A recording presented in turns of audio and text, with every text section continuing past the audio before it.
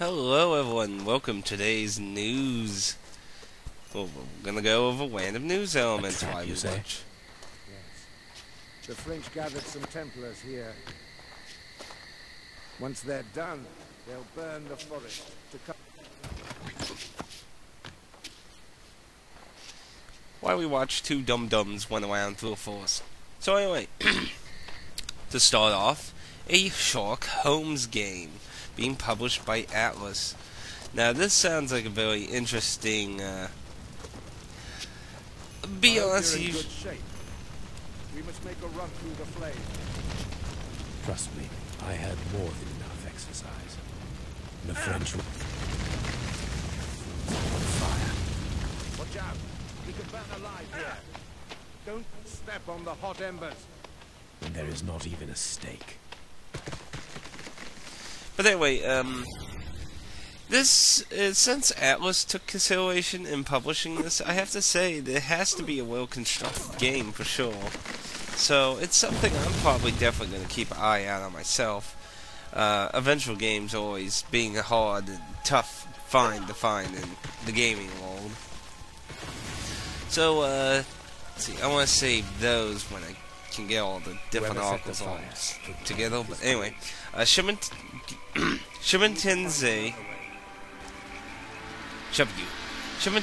4 has been announced for the 3DS, and it currently does have a site that's up, but there's really nothing on the site except for a slightly animated image, so there's not really much information on that except for it's going to be for the 3DS. This is the only road that leads out of the fire. They check everyone. Rochelle. Through. Simple as that. I heard. You heard what? Rescue them. Ow. They didn't live long, did they? 999 sequel Zero's Escape Virtue's Last Reward comes to America this October. It is awesome. Awesome. So, we don't have a specific date, but it's in October. So, well, look forward to that. I know I am. I'm actually considering buying a 3DS pretty soon, probably. Give up now. Now, here's an interesting article. Basically, there's going to be a retro Final Fantasy that's going to be for the iOS platform. What's interesting, however, is it's supposed to be reminiscent of the 16-bit glory days of Final Fantasy, and it's being made by one of the designers of Final Fantasy IV. Final Fantasy Dimensions has a story about two groups of warriors. But the E3 demo only let you play as the Light Warriors. Ooh.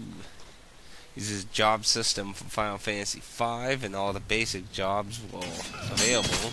The game also had more jobs than the Light and Dark Heroes. Since all the heroes are maxed out, I desecrate enemies using powerful spells, a Comet, and Diablos. Sounds like these people at E3 had a fun time. Doesn't have the same level of when it comes to. I'm not talking about the sprites, which certainly have their charm. Brother Abdul Yasu, we meet in hard times once again. Kelly and Aristide, and you save us again. I doubt you could turn the tide as you did in the battle for Acre. You'd better flee this place. It's hell on earth. I will. However, our order, our dream, is lost.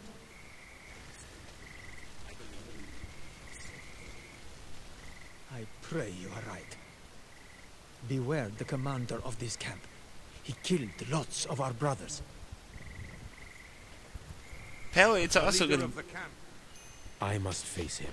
I must avenge our brother. Yeah, but we'll just leave their corpses hanging, desecrated, right? But anyway, apparently, it's also going to come on the Android this summer. So, that looks pretty interesting, to be honest. I really wish it was more of a a cartridge or CD based something, not just DLC. But we get more exciting news for many people is the announcement of Fire Emblem Awakening for the 3DS confirmed for America. It was confirmed for Europe earlier this year. Those lucky bastards and their winning streak in awesome games. Hell, fuck it, this wait. Maybe I should just get a European 3DS and just import their freaking games. The irony, right? But it's exciting news that Fire Emblem Awakening is going to be coming to America for 2 reasons. We missed out on the last Fire Emblem game, which made a lot of people fearful that America, well, Nintendo was getting ideas that America wasn't popular enough for, well, Fire Emblem anymore. The last game was a remake of, I believe, the second game on the NES, and it also came with Wii update versions of the campaigns that were only available on the satellite view thing that was the add-on to the Super Nintendo that used the satellites to download unique games. The Satellaview, that's what it was, the Satellaview. But anyway, that didn't get to come to America, and a lot of people were saddened by that. But anyway, Awakening is going to be a very interesting entry because it involves a lot of changes with a lot of the staples. One of the biggest changes is it's going to incorporate a generation system, which I keep saying is an awesome idea in RPGs, but no one really seems to think so. It's like we get a generation game every 5 million years. But lately, they seem to be popping out of doors, like with Record of August War 2 coming out this month, and that's going to be, of course, another Generations game that you'll be able to get married, to get hitched, and have children carry on your legacy. Shot. Kill them. My husband left me. I hate this stuff. Aw, poor guy. Oh, he's dead. Now here's something interesting. Toy Box, which, if I remember correctly, is founded by the father of Harvest Moon. Yeah. He is teaming up with the developer of Deadly Premonition to make a original IP. A very interesting offer, to be honest. Deadly Premonition is something I've actually been thinking of even Let's Playing. It's something I do want to get back to, whether I Let's Play it or not Let's Play it, but it'll be interesting. And also, it was announced that Project Happiness was going to be a game for the 3DS, if I remember Set as correctly. many fires as they like. Aw, you think they set that fire just specifically to get you? Aw, isn't that sweet of you? Now here's a bizarre article. So the next Castlevania game on the handheld, the 3DS, is not going to be a Metroid-style exploration game. It's going to be action combat. Now this is both, well, this is going to be a bit of a scary thought because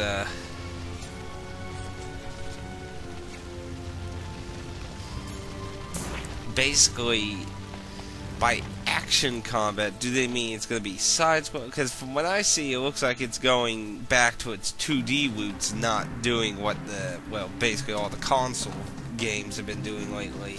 So, to be honest, I think it's sounding better than what some people might be panicking about. But either way, it's supposed to take place somewhere after Dracula's Curse. Ugh. I hate Dracula's Curse, so hopefully it somehow redeems that game. Seize them! Even though they've murdered millions of us and trampled through a forest that's half falling apart. Dungeon Fighter Live comes to Xbox Live Arcade shortly. It's an MMO, side-scrolling beat-em-up style game, MMO, that's a free-to-play, if I remember correctly, on your computers, which, well, it's confirmed that it's going to be on the 360 as an arcade system, so It will feature online, offline, co-op up to 4 players. This game will run at 60 frames per second. You can watch the trailer if you really want to see it. Which, well, you can't do in this because you're watching these poor saps kill things over and over and over. But speaking of generations, Record of the August War 2 is coming out this month soon, and I gotta get my pre-order in. And you get an art book, a heart-shaped towel, and a miniature deformed blow-up doll that had lots and lots of controversy over it when they first announced it, and so told and said nothing or showed nothing of what it looked like, so it confused a lot of people. Actually, there was a rumor going around that was like, oh wait, Thank God you helped us. Brothers, leave this cursed forest immediately!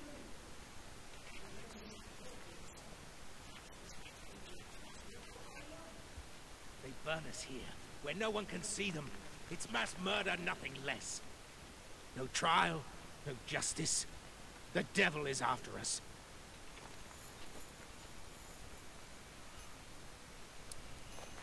But a lot of people were confused, like, if it was supposed to be, like, a real blow-up doll, and there was, like, theories that the price tag would be, like, $100 or something, but, and I think that's what got them to reveal this super deformed blow-up doll sooner than what it was. But, healing hands. Oh. It comes with an art book, a lovely box, and it's only for the PS2, by the way. There's no 360 port this time, because every 360 port... Marksman above us. Every 360 port was a remake with enhancements and new content compared to the original PS3 released version. And all PS3 versions in America have been the 360 remake version. But this time there is no remake version.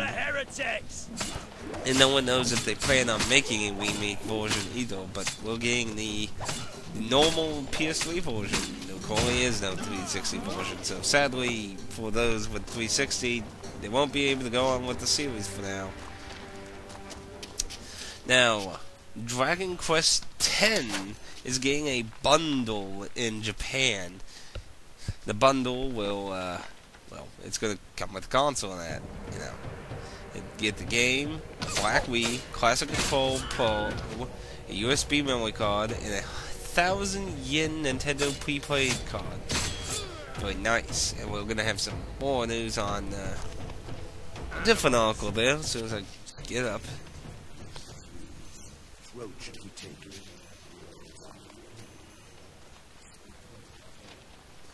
Fire. A fine choice indeed. Okay, so it's time to talk some about Dark Souls. You know, that darkened game of darkness. So, Prepare to Die Edition is getting a redone version for the DLC. Yes, it has been announced that the DLC for Dark Souls new add-on will be coming to the PS3 and the 360 as DLC. So, yay.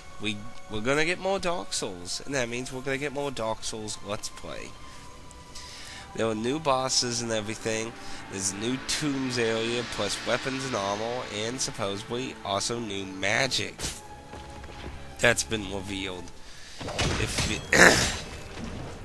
you can grab it, the episode online as downloadable content. The Prepare to Die edition is planned for August 24th.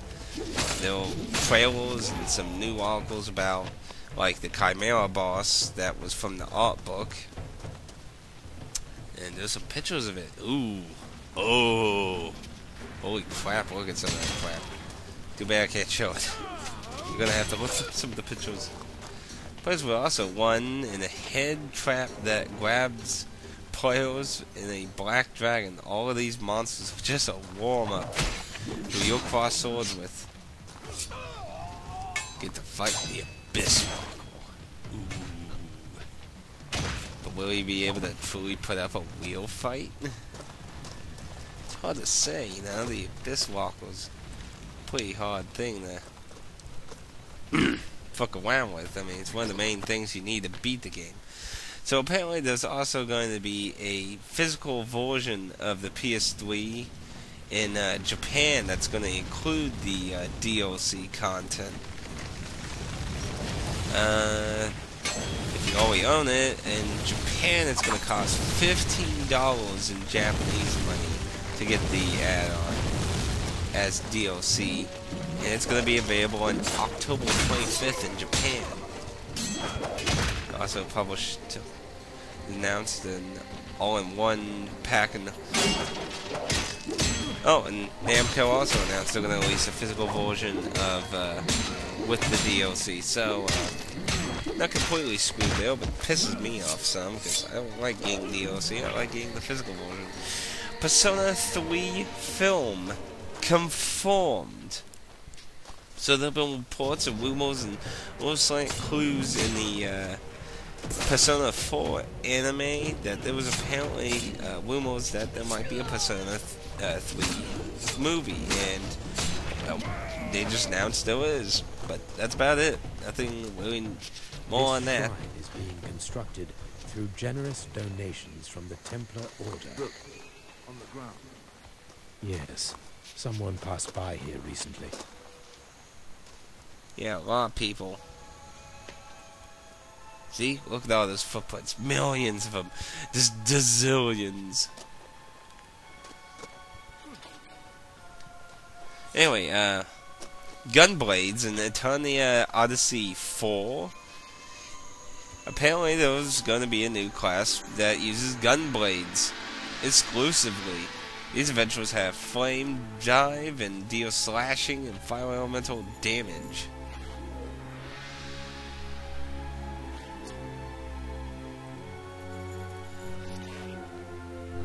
Ah, they're so stupid they can only speak one word at a time.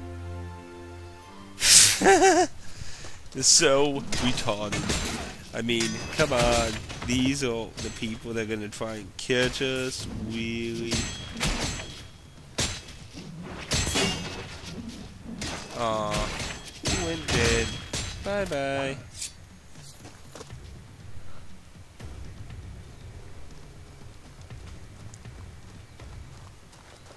This looks like the end of the forest.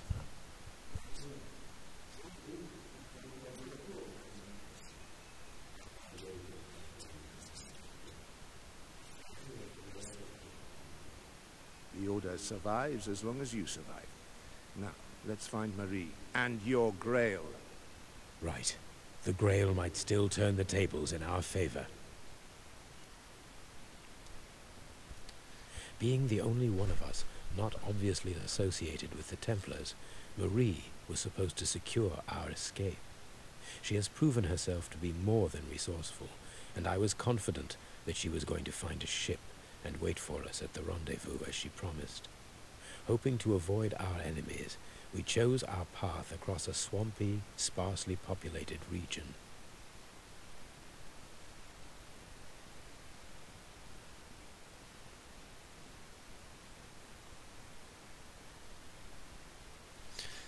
So the new Gunblade class does not have an official name yet, so that'll be seen in the future. Now we have to rendezvous with Marie. She is supposed to secure a ship and wait for us at the other end of these swamps. Swamps, you say? That explains the smell.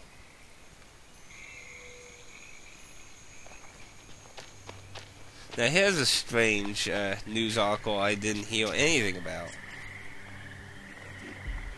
Let us take them out quietly. Now here's what's a little bizarre here. What are they doing here? So Square Enix is porting Final Fantasy III from the DS to the PSP. It's supposed to have updated graphics and an option where you can play the Famicom original music instead of the new music. And it has an auto battle feature to make grinding easier. I don't know exactly how you're going to port a touchscreen game to the original PSP, not the PSP Vita, this says the PSP. And you know, it's really sad that, you know, in Japan, the PSP is still insanely has tons of game, while in America it's like the Vita comes out, everyone drop PSP now, drop it. No, don't even try, just drop it. Now here's something I'm really excited for. The Kirby 20th Anniversary compilation. It covers the Game Boy to the Nintendo 64. The compilation Don't have disc... anything. Mercy, please. My God, they would have killed me. What happened here?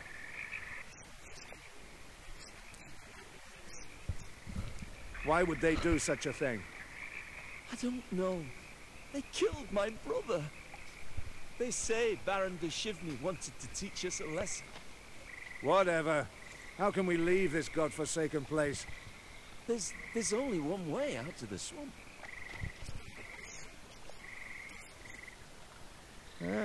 Sounds like fun. Oh, pardon me.